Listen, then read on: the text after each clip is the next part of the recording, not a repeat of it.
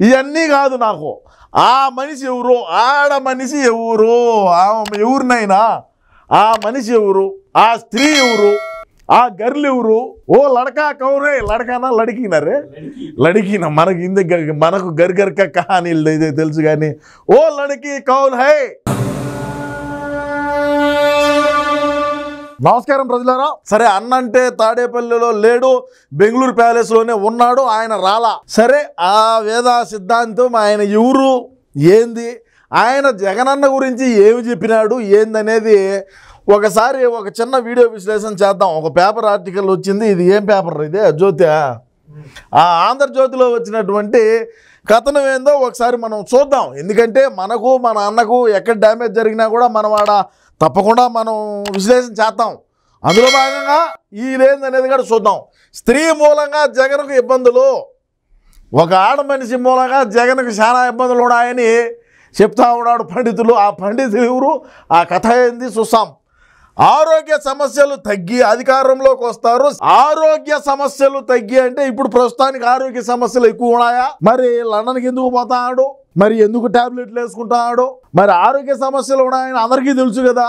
ఈ ఆరోగ్య సమస్యలు ఉన్నాయని ఈయన మళ్ళా ప్రత్యేకంగా చెప్పాలనా అనేది మా పార్టీలో ఉండే. అంటే ఇప్పుడు ఎక్కువ ఉన్నదనా, తగ్గి అంటే తగ్గుతుందనా, అధికారంలోకి వచ్చాడు. అది నేను చెప్తాను అదే కదా, నా పోరాటం అదే కదా, అధికారంలోకి రావాలనే కదా నా ఈ పోరాటం కూడా.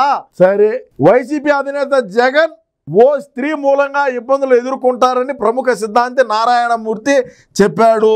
అంటే ఏడ కుటుంబంలో స్త్రీల వల్ల అంటే మరి చెల్లి వలన, మరి ఇంట్లో ఉండేటువంటి వాళ్ళ వలన, మరి ఎవరి వల్ల, ఆయన ఒక ఆడ మనిషి వల్ల ఓ ఇబ్బందులు అయితే ఎదుర్కొంటారని తెలిపినారు. అయితే ఆ స్త్రీ ఎవరనేది సిద్ధాంతి వెల్లడించలేదు. మరి ఆయన ఎందుకు చెప్పలా?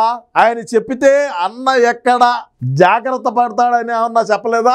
మరి దేనికైతే చెప్పలా ఆ స్త్రీ ఎవరనేది?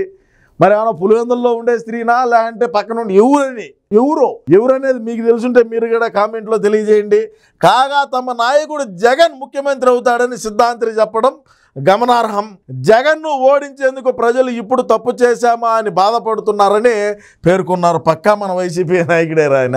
అదేవిధంగా నాయకుడిగా జగన్ డబ్బును కోల్పోయి మాటలు అనిపించుకుంటారని వ్యాఖ్యానించారు. అంటే ఓ అమ్మ, డబ్బును జగన్మోహన్ రెడ్డి అన్న ఏడగొలిపినాడు. అధికారంలోకి రాకముందే తండ్రి పదవిని అడ్డం పెట్టుకొని లక్షల కోట్ల లూటీ చేసి 16 నెలలు జైల్లో ఉన్నాడు.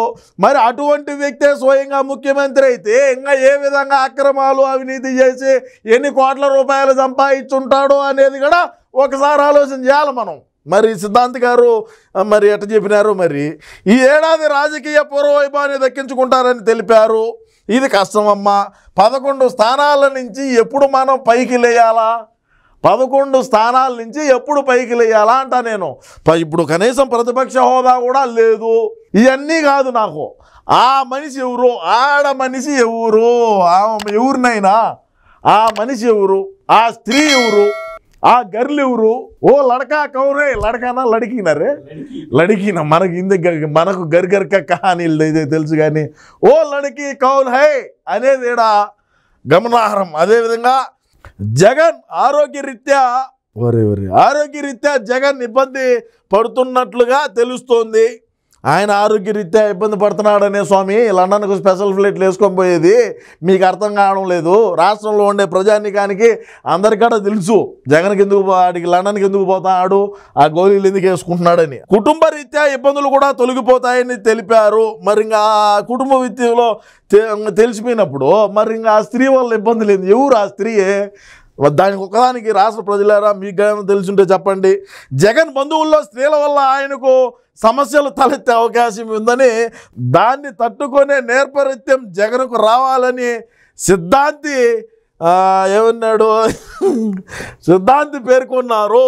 ఏంటంటే జగన్మోహన్ రెడ్డి గారి ఇంట్లో ఉండేటువంటి మహిళలు, నేను ఎవరిని కించపరిచి మాట్లాడటంలే, జగన్ మేక కాదని సింహమని తెలిపారు. కాగా అధికారంలో ఉన్నప్పుడు అట్టహాసంగా నిర్వహించిన ఉగాది వేడుకలు ఈ ఏడాది బోసిపోయాయి. వైసీపీ అధినేత జగన్ బెంగళూరుకే పరిమితం కావడంతో కీలక నేతలు సైతం డుమ్మా కొట్టారు.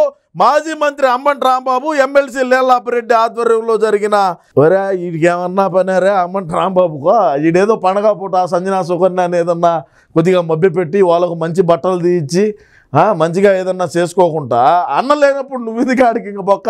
ఇప్పుడు అన్నే లేడు, అన్నే బెంగళూరు ప్యాలెస్లో ఉన్నాడు, మరి ఇంక నీకెందుకు ఆ వ్యవహారం, నీకెందుకు ఆ పోకుండా పాసుకోవాలా. అదేవిధంగా లేళ్లాపిరెడ్డి అంటే సరే ఉన్నాళ్లే. జరిగిన కార్యక్రమానికి పార్టీ నాయకుల నుంచి కూడా పెద్ద ఎత్తుగా స్పందన ఏం కనపడలేదు.